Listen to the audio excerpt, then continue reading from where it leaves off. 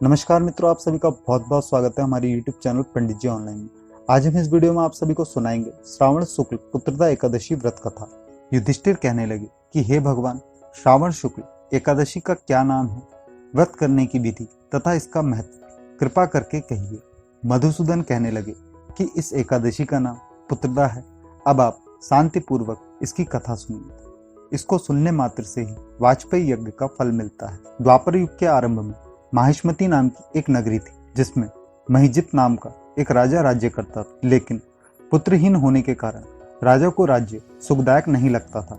उसका मानना था कि जिसको संतान न हो उसके लिए यह लोक और परलोक दोनों ही दुखदायक हो जाते हैं। पुत्र सुख की प्राप्ति के लिए राजा ने अनेक उपाय किए, परंतु राजा को पुत्र की प्राप्ति नहीं हुई। वृद्धावस्था आती देखकर राजा ने प्रजा के प्रतिनिधियों को बुलाया और कहा, हे प्रजाजनों, मेरे खजाने में अन्याय से उपार्जन किया हुआ धन नहीं है। ना मैंने कभी देवताओं तथा ब्राह्मणों का धन छीना है। किसी दूसरे की धरोहर भी मैंने नहीं ली। प्रजा को पुत्र के समान पालता रहा। मैं अपराधियों को पुत्र तथा बंधुओं की तरह दंड देता रहा। कभी किसी से घृणा नहीं की, सबको समान माना है। सज्जनों की सदा पूजा करता हूँ। इस प्रकार धर्मयुक्त राज्य करते हुए भी मेरा पुत्र नहीं है, सो मैं अत्यंत दुख पा रहा हूँ। इसका क्या कारण है? राजा महिजित की इस बात को विचारने के लिए मंत्री तथा प्रजा के प्रतिनिधि वन को गए। वहां बड़े बड़े ऋषि मुनियों के दर्शन किए। राजा की उत्तम कामना की पूर्ति के लिए किसी श्रेष्ठ तपस्वी मुनि को देखते फिरते रहे। एक आश्रम में उन्होंने एक अत्यंत वयोवृद्ध, धर्म के ज्ञाता, बड़े तपस्वी, परमात्मा में मन लगाए हुए, निराहार, जितेंद्रिय, जितात्मा, जित क्रोध, सनातन धर्म के गुण तत्वों को जानने वाले, समस्त शास्त्रों के ज्ञाता महात्मा लोमश मुनि को देखा। सबने जाकर ऋषि को प्रणाम किया। उन लोगों को देखकर मुनि ने पूछा कि आप लोग किस कारण से आए हैं? निसंदेह मैं आप लोगों का हित करूंगा। मेरा जन्म केवल दूसरों के उपकार के लिए हुआ है, इसमें संदेह मत करें। लोमश ऋषि के ऐसे वचन सुनकर सब लोग बोले, हे महर्षि, आप हमारी बात जानने में। लोमश ऋषि के ऐसे वचन सुनकर सब लोग बोले, हे महर्षि, आप हमारी बात जानने में ब्रह्म से भी अधिक समर्थ हैं, अतः आप हमारे इस संदेह को दूर कीजिए। माहिष्मतीपुरी का धर्मात्मा राजा महिजित प्रजा का पुत्र के समान पालन करता है, फिर भी वह पुत्रहीन होने के कारण दुखी है।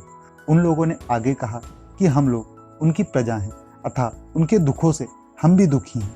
आपके दर्शन से हमें पूर्ण विश्वास है कि हमारा यह संकट अवश्य दूर हो जाएगा, क्योंकि महान पुरुषों के दर्शन मात्र से अनेक कष्ट दूर हो जाते हैं। अतः आप कृपा करके राजा के पुत्र होने का उपाय बताएं। यह वार्ता सुनकर ऋषि ने थोड़ी देर के लिए नेत्र बंद किए और राजा के पूर्व जन्म का वृत्तांत जानकर कहने लगे कि यह राजा पूर्व जन्म में एक निर्धन वैश्य था। निर्धन होने के कारण इसने कई बुरे कर्म किए। यह एक गांव से दूसरे गांव व्यापार करने जाया करता था। एक समय ज्येष्ठ मास के शुक्ल पक्ष की द्वादशी के दिन के समय वह 2 दिन से भूखा प्यासा था। एक जलाशय पर जल पीने गया। उसी स्थान पर एक तत्काल की ब्याई हुई प्यासी गौ जल पी रही थी। राजा ने उस प्यासी गाय को जल पीते हुए हटा दिया और स्वयं जल पीने लगा।